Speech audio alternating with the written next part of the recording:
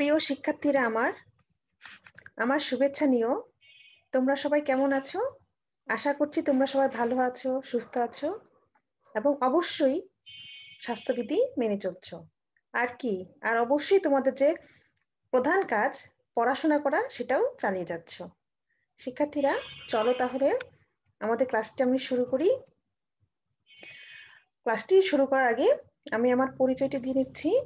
আমি তাসনিম খায়ের, প্রভাষক, দর্শন বিভাগ, ঢাকা কলেজ, ঢাকা। শিক্ষার্থীরা, তোমরা জানো যুক্তিবিদ্যা প্রথম পত্রের কোড হচ্ছে 121। তোমাদেরকে আমি তৃতীয় অধ্যায় থেকে পড়াচ্ছি এবং আজকে তোমাদের সাথে আমার তৃতীয় অধ্যায় থেকে শেষ ক্লাস এবং তোমাদের সাথে আজকে আমার 12 নম্বর ক্লাস। প্রিভিয়াস ক্লাসে তোমরা কিন্তু বাক্যকে কিভাবে একটি যুক্তি বাক্যে রূপান্তর করতে হয় সেই সম্পর্কে জেনেছিলে এবং তখন কিন্তু আমরা বাক্যকে যুক্তি বাক্যে রূপান্তরের হচ্ছে যে সংজ্ঞা, তার হচ্ছে গুরুত্ব এবং সেই নিয়মগুলো, বাক্য থেকে একটি যুক্তি বাক্য কিভাবে রূপান্তর করতে হয় সেই নিয়মগুলো নিয়ে কিন্তু আলোচনা করেছি। কিছু নিয়ম নিয়ে আমি আলোচনা করেছি এবং কিছু নিয়ম নিয়ে তোমাদের যে অন্য কোর্স টিচার আছেন জিনান বিনতে জামান ম্যাডাম, তিনি কিন্তু আলোচনা করেছেন। তাহলে আজকে আসো আমরা একটি নতুন টপিক নিয়ে আলোচনা করি। আজকের আমাদের আলোচ্য বিষয় হচ্ছে যুক্তি বাক্যের পদের ব্যাপ্যতা, distribution of term in proposition. ঠিক আছে, বা আমরা অন্যভাবে বলতে পারি যুক্তি বাক্যে পদের ব্যাপ্তি। ঠিক আছে, চলো তাহলে ক্লাসটি শুরু করা যাক। শিক্ষার্থীরা, তোমরা জানো প্রতিটি যুক্তি বাক্য দুটি পদ দ্বারা গঠিত। তা হলো কি উদ্দেশ্য পদ ও বিধেয় পদ। অধিকাংশ ক্ষেত্রেই বাক্যে ব্যবহৃত এ পদ দুটির ব্যক্তার্থ ও জাত্যর্থ থাকে। তোমরা কিন্তু ব্যক্তার্থ ও জাত্যর্থ ক্লাসে ঠিক মতো বুঝেছো যে ব্যক্তার্থ কি এবং জাত্যর্থ কি। পদের ব্যাপ্যতা ব্যক্তার্থের সাথে সম্পর্কিত। ব্যক্তার্থ বলতে সংখ্যা বা পরিমাণকে বোঝানো হয়ে থাকে। একটি যুক্তি বাক্যে কোনো একটি পদ ওই পদের কতটুকু ব্যক্তার্থকে প্রকাশ করলো বা কতটুকু ব্যক্তার্থের ভিত্তিতে প্রকাশ হলো তার পরিমাপকেই পদের ব্যাপ্যতা বলা হয়। পদের ব্যাপ্তি বলতে আমরা আসলে বুঝি পদের ব্যাপকতা বা প্রসারতা। ব্যাপ্যতার ভিত্তিতে কোনো যুক্তি বাক্যের পদকে দুই ভাগে ভাগ করা হয়ে থাকে।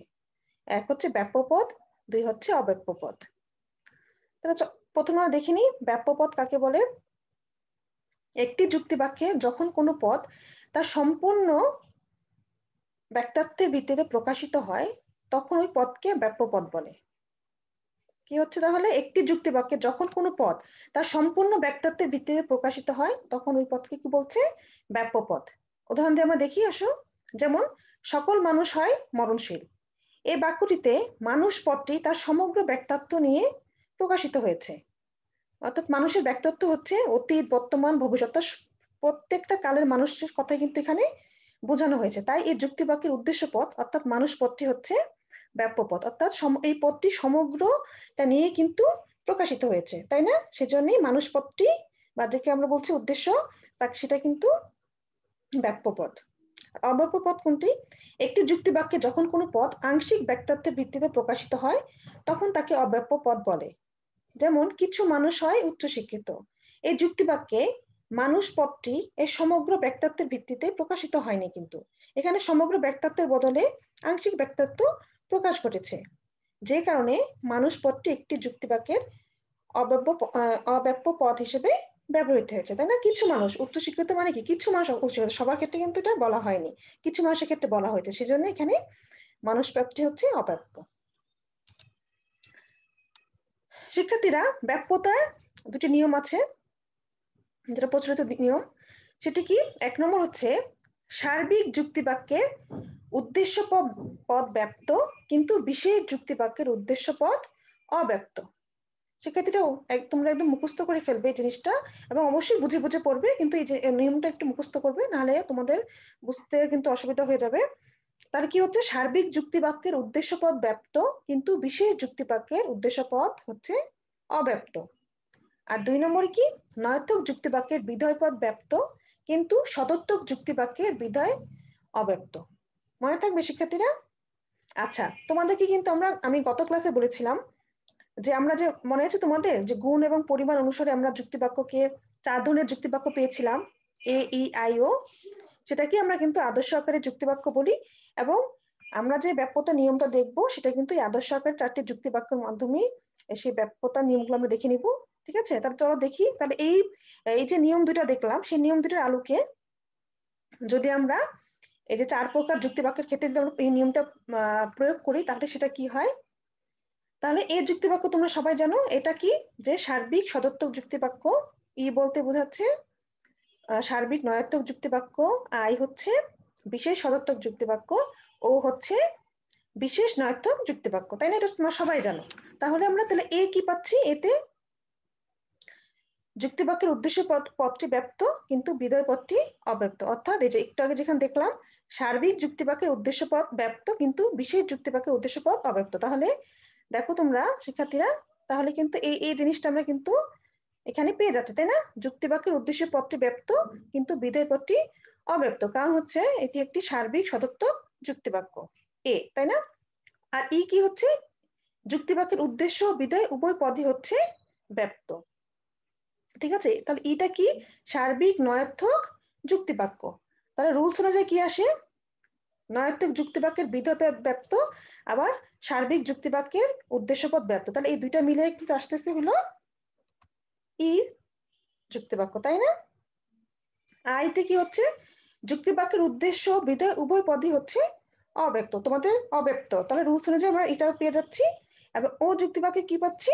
উদ্দেশ্য পদটি অব্যক্ত কিন্তু বিধেয় পদটি হচ্ছে ব্যপ্ত। তাহলে চলো আমরা এটা এখন একটু বিস্তারিত ভাবে আলোচনা করি। এই রুলসটা একটু পড়ে নিবে তোমরা ভালো করে। আচ্ছা, সার্বিক এ যুক্তিবাক্যের ব্যাপ্যতা, ঠিক আছে, আমরা দেখিনি। এ যুক্তিবাক্য হলো সার্বিক সদর্থক যুক্তিবাক্য। যেহেতু সার্বিক যুক্তিবাক্যের উদ্দেশ্য পদ ব্যাপ্য, তাই এ যুক্তিবাক্যের উদ্দেশ্য পদ ব্যাপ্য। অন্যদিকে সদর্থক যুক্তিবাক্যের বিধেয় পদ যেহেতু ব্যাপ্য নয়, সেহেতু এ যুক্তিবাক্যের বিধেয় পদ কিন্তু ব্যাপ্য নয়। যেমন সকল দার্শনিক হয় জ্ঞানী, এই যুক্তিবাক্যটি হলো এ বাক্য। তোমরা সেটা সবাই জানো, তার মানে কি? সার্বিক সদর্থক যুক্তিবাক্য, তাই না? এ বাক্য।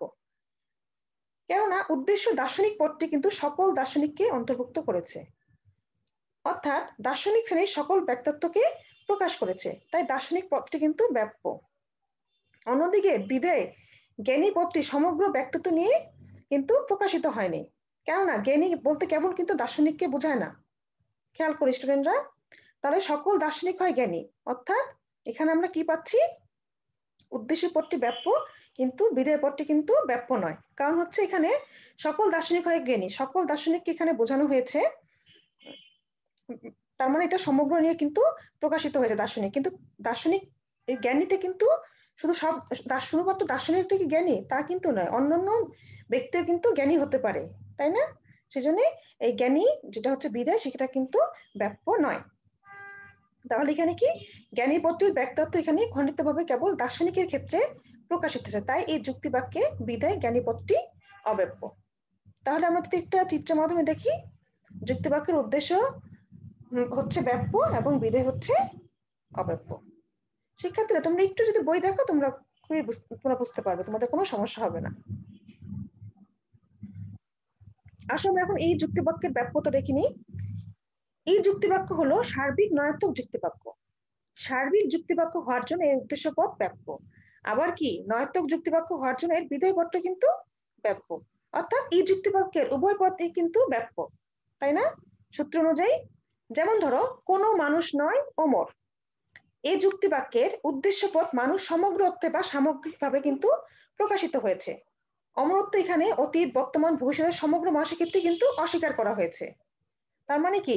কোনো মানুষের ক্ষেত্রে মানে সব এখানে কিন্তু সামগ্রিকভাবে মানুষের কে বোঝানো হয়েছে, মানুষ পদটিকে এখানে সামগ্রিক অর্থে ব্যবহার করা হয়েছে তার ব্যক্তিত্ব সহ। এবং অন্যদিকে কি অমরত্বটাকে কিন্তু এই মানুষ পদ থেকে কিন্তু পুরো অমরত্ব অতীত বর্তমানকে সব অমরত্ব কিন্তু অস্বীকার করা হয়েছে। তাহলে এই অমর পদটা কিন্তু ব্যাপ্য, অর্থাৎ এখানে হচ্ছে উদ্দেশ্য ব্যাপ্ত, বিধেয় কিন্তু ব্যাপ্য। কেননা অমরত্বের বিষয় এখানে কিন্তু সার্বিকভাবেই গ্রহণ করা হয়েছে, অমর পদের সম্পূর্ণ ব্যক্তিত্বকে এখানে মানুষ পদের ক্ষেত্রে অস্বীকার করেছে। তাই দেখা যায় উপযুক্ত ই বাক্যের উদ্দেশ্য বিধেয় উভয় পদই ব্যাপ্য। সকল বাক্যের ব্যাপারই বিষয়টি কিন্তু প্রযোজ্য। তাহলে আমরা এখানে চিত্রের মাধ্যমে কি দেখতে পাচ্ছি? উদ্দেশ্য ব্যাপ্য এবং বিধেয় ব্যাপ্য। ব্যাপ্য বা ব্যক্ত যেটাই বলতে পারো, সেটাই বলা যায়। আচ্ছা, এখন দেখি আই যুক্তিবাক্যের ব্যাপ্যতা। আই যুক্তিবাক্য হলো বিশেষ সদর্থক যুক্তিবাক্য। বিশেষ যুক্তিবাক্য হওয়ার জন্য এর উদ্দেশ্য পদটি অব্যপ্য, অন্যদিকে সদর্থক বাক্য হওয়ার জন্য এর বিধেয় পদটিও অব্যপ্য। তাই আই যুক্তিবাক্যের কোনো পদই ব্যাপ্য নয়। ঠিক আছে? কিছু ফুল হয় লাল, এখানে উদ্দেশ্য ফুল পদটির অংশ বিশেষে উল্লেখিত আছে, তাই উদ্দেশ্য পদটি ব্যাপ্য নয়। অন্যদিকে বিধেয় লাল পদটি এখানে খণ্ডিতভাবে প্রযোজ্য, কেননা লাল শ্রেণীর একটি বিশেষ অংশকে এখানে প্রয়োগ করা হয়েছে। তাই এই যুক্তিবাক্যটি উদ্দেশ্য ও বিধেয় কোনো পদেই ব্যাপ্য নয়, তাই না? কিছু ফুলের ক্ষেত্রে এখানে বলা হয়েছে, উল্লেখ করেছে, এবং লালটা লাল শুধুমাত্র যে ফুলটা অন্য কিছু কিন্তু লাল হতে পারে, তাই না? সেক্ষেত্রে কিন্তু দুটাই আমরা এখানে অব্যপ্য, দুটাই কিন্তু কোনো সম্পূর্ণ ব্যক্তিত্ব নিয়ে প্রকাশিত হয়নি। তাহলে আমরা এখানে যদি চিত্রের মাধ্যমে দেখি, আই যুক্তি বাক্য এখানে হবে হচ্ছে উদ্দেশ্য অব্যপ্য এবং বিধেয় অব্যপ্য। তাছাড়া আমরা কিন্তু বলতে পারি কিছু গরু হয় সাদা, সেম একই কথা। ঠিক আছে?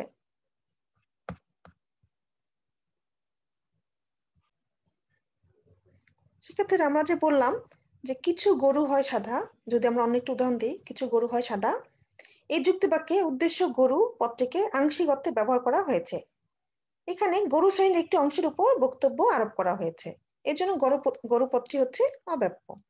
অন্যদিকে বিধেয় সাদা শব্দটিকেও আংশিক অর্থে ব্যবহার করা হয়েছে।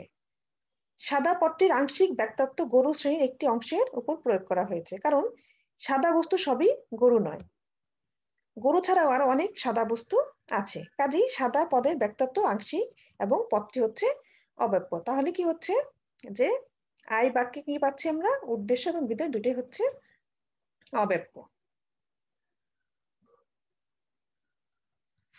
আসলে আমরা দেখে নিই ও যুক্তিবাক্যের ব্যাপ্যতা। ও যুক্তিবাক্য বিশেষ নয়াত্মক যুক্তিবাক্য, বিশেষ হওয়ার কারণে এর উদ্দেশ্য পদ অব্যপ্য, কিন্তু নয়াত্মক হওয়ার জন্য এর বিধেয় পদ ব্যাপ্য। অর্থাৎ ও যুক্তিবাক্যের উদ্দেশ্য পদ অব্যপ্য কিন্তু বিধেয় পদ ব্যাপ্য। যেমন কিছু আম নয় মিষ্টি, এখানে কিছু উল্লেখ থাকায় স্পষ্টতই পদটির আংশিক ব্যক্তিত্ব প্রকাশিত হয়েছে, অর্থাৎ উদ্দেশ্য পদ আম এখানে ব্যাপ্য নয়, তাই না?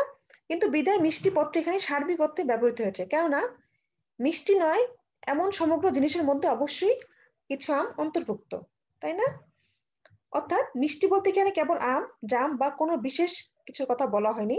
মিষ্টি পদটিকে একটি সার্বিক বা সমগ্র ব্যক্তিত্বের দিক থেকে ব্যবহার করা হয়েছে এবং তা কিছু আমের ক্ষেত্রে অস্বীকার করা হয়েছে, তাই বাক্যটির বিধেয় পদ ব্যাপ্য। অর্থাৎ বাক্যের উদ্দেশ্য পদ অব্যপ্য কিন্তু বিধেয় পদ ব্যাপ্য। দেখো আমরা চিত্রের মাধ্যমে দেখে নিই ও যুক্তিবাক্যের উদ্দেশ্য পদ অব্যপ্য এবং বিধেয় পদ হচ্ছে ব্যাপ্য।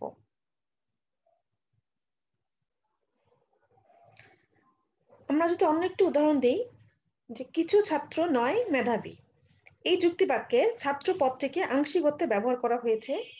এখানে ছাত্র শ্রেণীর একটি অংশ সম্পর্কে একটি কথাকে অস্বীকার করা হয়েছে, কাজেই ছাত্র উদ্দেশ্য যেটা পদটি হচ্ছে অব্যপ্য, কিন্তু বিধেয় মেধাবী পদটিকে এই যুক্তিবাক্যে সামগ্রিক অর্থে ব্যবহার করা হয়েছে। মেধাবী পদের সম্পূর্ণ ব্যক্তিত্বকেই ছাত্র শ্রেণীর একটি অংশ সম্পর্কে অস্বীকার করা হয়েছে, কাজেই বিধেয় মেধাবী পদটি ব্যাপ্য। ঠিক আছে? তাহলে প্রতিভাবে কিন্তু অনেক উদাহরণ দেওয়া যাবে। চলো তাহলে আমরা দেখে নিই সামগ্রিকভাবে, যদি আমরা এখন দেখি এক এক নজরে, তাহলে এই যুক্তি বাক্যের হচ্ছে উদ্দেশ্য ব্যাপ্য, বিধেয় অব্যপ্য। এই বাক্যের হচ্ছে উদ্দেশ্য ব্যাপ্য, বিধেয় ব্যাপ্য। আই যুক্তি বাক্যের হচ্ছে উদ্দেশ্য ব্যাপ্য, বিধেয় অব্যপ্য। ও বাক্যের হচ্ছে কি? উদ্দেশ্য ব্যাপ্য, বিধেয় ব্যাপ্য। শিক্ষার্থীরা এই যে মানে আমরা যে পড়লাম এতক্ষণ এ ই আই ও বাক্যের যুক্তি বাক্যের যে ব্যাপ্যতা সেটা যে পড়লাম, সেটাকে খুব সহজে যেন আমরা মনে রাখতে পারি সেজন্য একটি সূত্র রয়েছে। চলো আমরা সূত্রটি দেখে নিই। ব্যাপ্যতা সূত্র। যুক্তিবিদ সুইনবার্ন বিভিন্ন যুক্তিবাক্যের পদের ব্যাপ্যতার বিষয়টি সংক্ষিপ্ত আকারে একটি সূত্রের মাধ্যমে প্রকাশ করেছেন। তার সূত্রটি হচ্ছে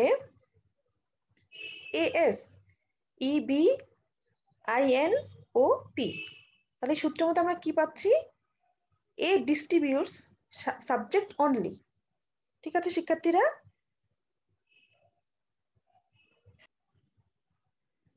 তার মানে হচ্ছে এ যুক্তিবাক্য সাবজেক্ট বা উদ্দেশ্যকে ব্যক্ত করে। ঠিক আছে? ই ডিস্ট্রিবিউটস বোথ সাবজেক্ট এন্ড প্রেডিকেট। অর্থাৎ ই যুক্তিবাক্য বোধ অর্থাৎ উদ্দেশ্য ও বিধেয়কে ব্যক্ত করে। আই ডিস্ট্রিবিউটস নান। তাহলে কি বলবো? যে আই যুক্তিবাক্য নান অর্থাৎ উদ্দেশ্য ও বিধেয় কোনটি ব্যক্ত করে না। আর ও ডিস্ট্রিবিউটস প্রেডিকেট অনলি। ও যুক্তিবাক্য প্রেডিকেট বা বিধেয়কে ব্যক্ত করে। তাহলে এতক্ষণ যা আমরা পড়লাম তাহলে সেটা অনেক সহজ হয়ে গেল না শিক্ষার্থীরা? তোমরা যদি এই সূত্রটি মনে রাখো তাহলে কিন্তু তোমাদের ক্ষেত্রে তোমাদের জন্য অনেক সুবিধা হবে, তোমাদের আর এত মুখস্থ করতে হবে না। তাহলে উপরের বাক্যগুলোকে সংক্ষিপ্ত করলে দাঁড়াচ্ছে কি?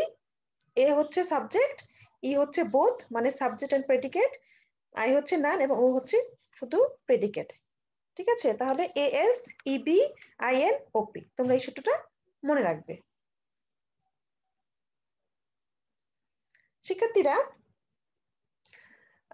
এই যে পদের যে ব্যাপ্তি সেটাকে কিন্তু একটা চিত্রের মাধ্যমে আসলে প্রকাশ করা যায়। যুক্তিবিদ ফাউলার সর্বপ্রথম কয়েকটি বৃত্তের মাধ্যমে এ ই আই এবং ও যুক্তিবাক্যে পদের ব্যাপ্যতা দেখানোর চেষ্টা করেছেন, কিন্তু তার উদ্ভাবিত পদ্ধতির মধ্যে বেশ কিছুটা জটিলতা থাকায় যুক্তিবিদ উইবারওয়েক ও কিনস তা সংশোধন করে নতুনভাবে এই আমরা যে চিত্রটি দেখতে পাচ্ছি সেভাবে তারা অঙ্কন করেছেন।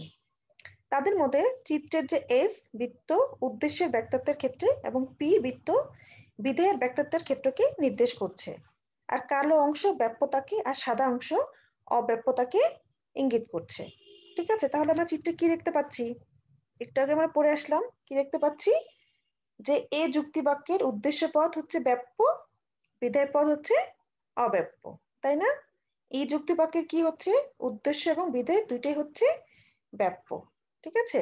এবং আই যুক্তিবাক্যের উদ্দেশ্য এবং বিধেয় উভয় হচ্ছে অব্যাপ্য, সেজন্য কিন্তু সাদা, তাই না?